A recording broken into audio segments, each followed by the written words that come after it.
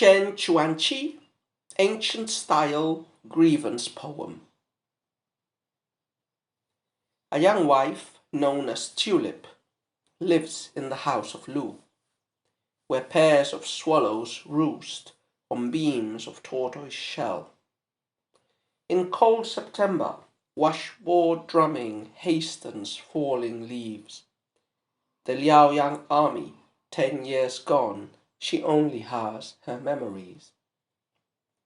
No news or letters come from north of White Wolf River. The autumn nights drag slowly by in red Phoenix City. Who can bear such grief alone? Who is here to understand? Only the moon reflected on the shiny silk she weaves. Okay then. So as I said in the previous poem, we finished with the heptasyllabic regulated poems. This poem seems to belong in a category of its own, and it's the only representative of what's being called here the 7-word regulated Jue Fu. So I really wasn't aware of the existence of this genre before seeing this anthology. What I imagine is, and we'll explain in a moment, is that, Shen Quanqi, we've encountered him before. He has 2 poems in the anthology. He was a writer in the early Tang, which was the time at which the regulated poem form, the Liu Xi, was fixed. In fact, Shen Quanqi was one of the most important writers that contributed to the fixing of the form. So I imagine he was still experimenting, and for example, probably this is, if you read it in the original Chinese, this is probably, from all points of view, a heptasyllabic regulated poem. It's just that the subject matter and perhaps the images that appear in it are typical of a Jue Fu ballad, so it would be a type of a hybrid poem, if you wish. Okay, so a couple of things about Shen Quanqi. We're not going to repeat all his biography because we already did that in the poem of his that we've already read. He has 2 poems in the anthology. The previous one was a pentasyllabic regulated poem called Impromptu Poem.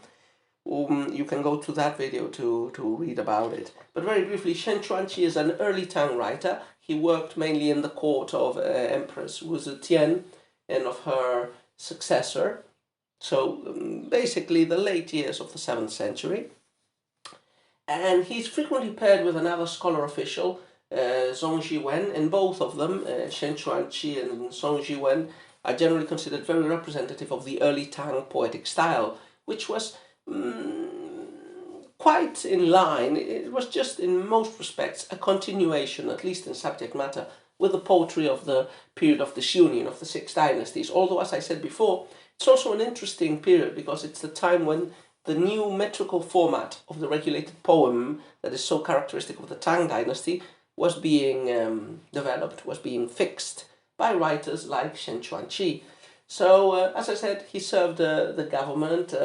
After the fall of one of his patrons, he was exiled to Vietnam, but he would return later and serve in some minor positions, or not so minor, in the imperial court. And that, from that point of view, he was luckier than Zhong Jiwen, who was forced to commit suicide while he was in exile. Okay, so going back to this poem, the topic is Jue Fu. So remember, one of the frequent topics that we encountered in all style poems and in Jue Fu poems is what we would call frontier poetry, and this poem fits perfectly into that sort of subgenre. Most of the frontier poetry of the Tang and of the previous dynasties does not dwell, as we've said again and again, on an epic quality of exaltation of Chinese military victories against the barbarians. It generally adopts an anti-militaristic tone, and it generally focuses on the sad emotions of separation, like the soldiers have been fighting a long time in the frontier, and their families, especially their wives, are crying and lamenting back at home. And this poem is exactly like that. It's a representative of that. The only aspect in which it might differ up to a point is in the setting. So from the poem, it is very clear that the protagonist of the poem is a well-off woman. And here we connect with another topic that appears very frequently in the Quanqi, in the old courtly poetry of the period of the Xiongnu, of the 6 dynasties, which is the description of a languid, melancholy, sad woman living in luxurious surroundings. So this was a very frequent image and a very frequent topic of the previous period of poetry, and we have it here. So there is this jaded woman full of sadness amidst luxurious objects, and you can view her in a way as one luxurious artifact among the others. And I think that's what we can say in general about the poem. It's a sad poem. Also, you have this probably element of wakefulness at night that appears in a lot of poems, like the woman not being able to sleep at night.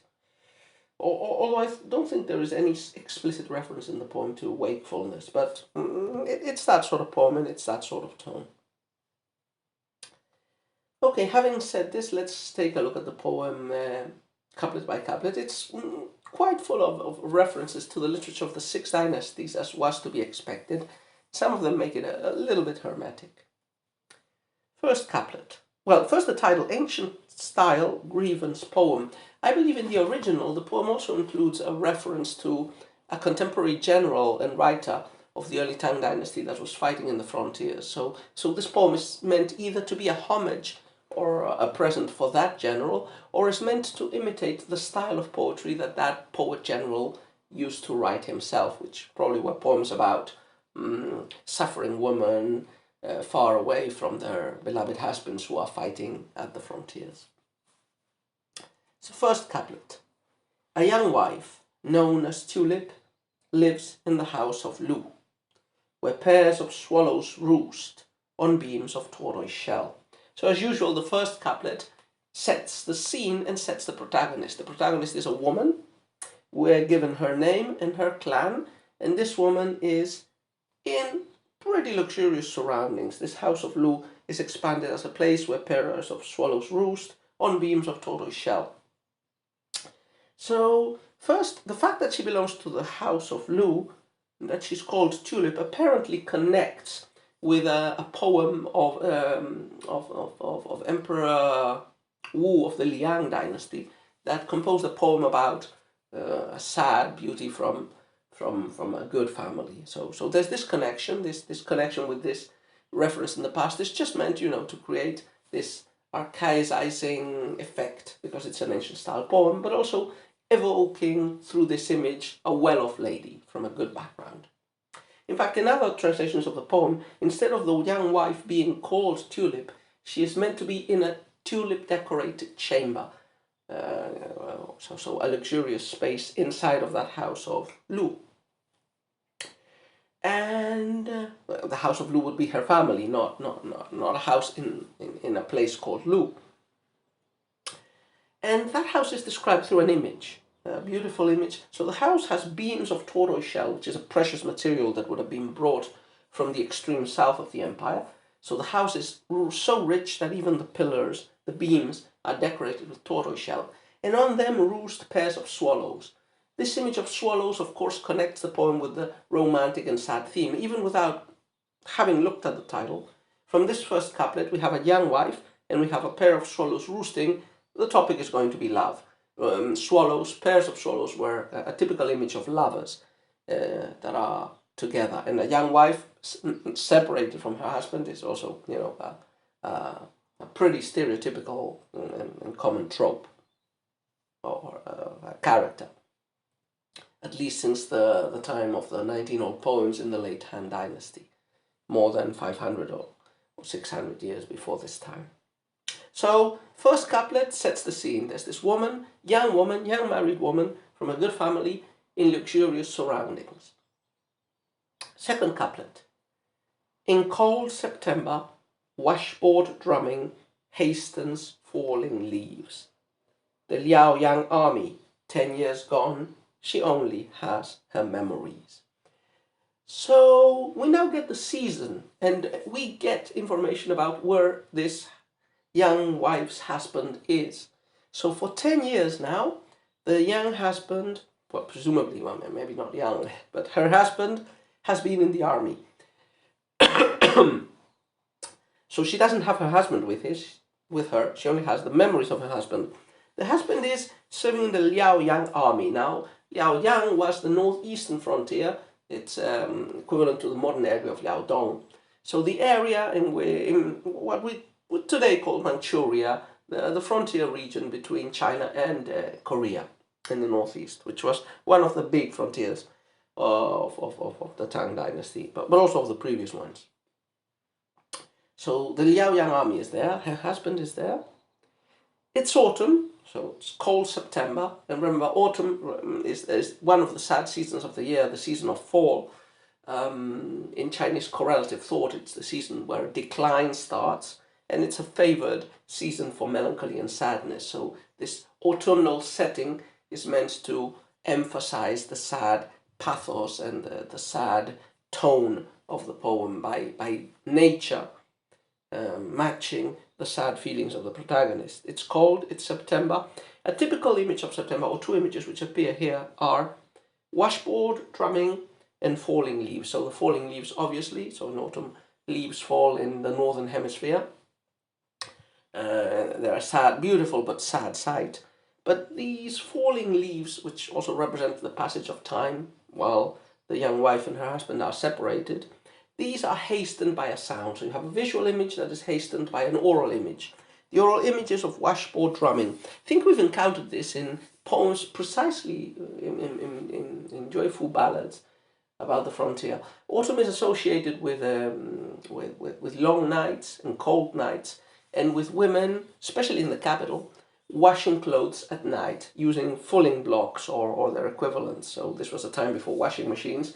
One of the ways of washing and bleaching clothes was, apart from putting them in the appropriate liquid, beating them repeatedly over a fulling block. And this thudding, sad noise, thump, thump, thump, thump, all through the night, is a depressing, melancholy sound that symbolizes autumn, and that seems, from the poetic persona's perspective, from the woman's perspective, to be accelerating the passage of time and the falling of the leaves. Okay, third couplet. No news or letters come from north of White Wolf River. The autumn nights drag slowly by in Red Phoenix City.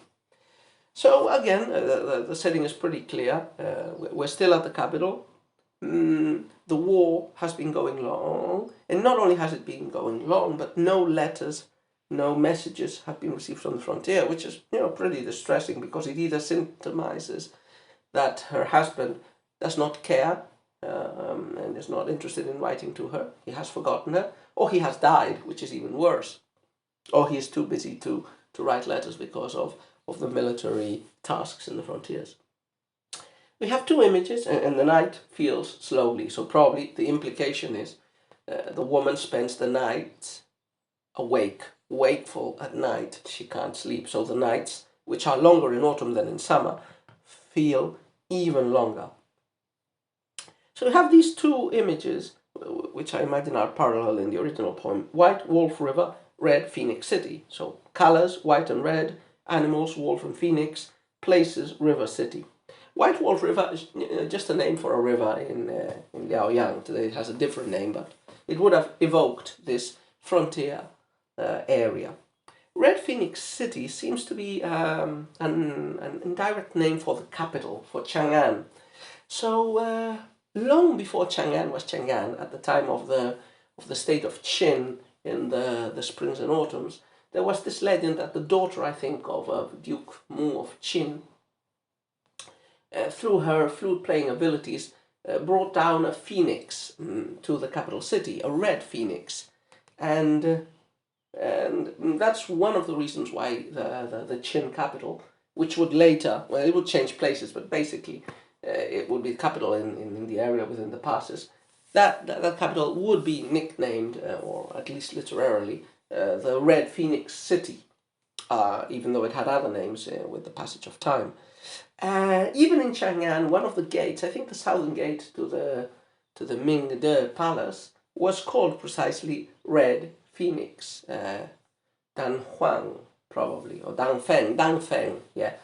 So the Dangfeng Gate was the main gate to one of the imperial palaces, at least. So again, this through two images, through two geographical images, this couplet emphasizes what the previous couplet had already been telling us. There is this contrast between, or rather than contrast, this separation of husband in the frontiers in the northeast, languishing wife in the capital in the west. Finally, the last couplet ends up with a rhetorical question. Who can bear such grief alone? Who is here to understand? Only the moon reflected on the shiny silk she weaves. So we get this sad, melancholy image. The woman is suffering. Nobody understands her feelings except for inanimate nature. The moonlight, autumn is also associated with a very big moon. The moonlight comes in, the moon enters into her chambers, into her secluded chambers, and the moon is her only companion, emitting her light over the silk that she is weaving. Again, I think in other poems, the idea is that the light is shining on her clothes or on the tapestries in the background, but it doesn't matter. Women were typically associated with weaving. It was the main task of a woman, no matter what her social class or background. In fact, the previous poem, if you remember, was also about a weaving woman. That was a poem by Qin Taoyu. But that was about a poor woman. This is contrastative because this is about a rich woman. So this poem was pretty appreciated during its time and later. As we said before, Shen only has 2 poems in this anthology. It's interesting to compare it with the other poem, perhaps, with the impromptu poem, which was a pentasyllabic Lu Xi. That one also talked about the sadness of wives who are alone at home while the men are fighting in the front, but it was more descriptive and more zoomed out. The other poem was centered on Yellow Dragon City and on the long military campaign that had taken many years and that was taking place there. And it evoked the sadness of separation felt by soldiers and women, but here that separation, instantiated into one specific case of a woman, is put into the forefront. So quite an interesting poem, and quite an interesting subgenre of which, as I said before, I had never heard before.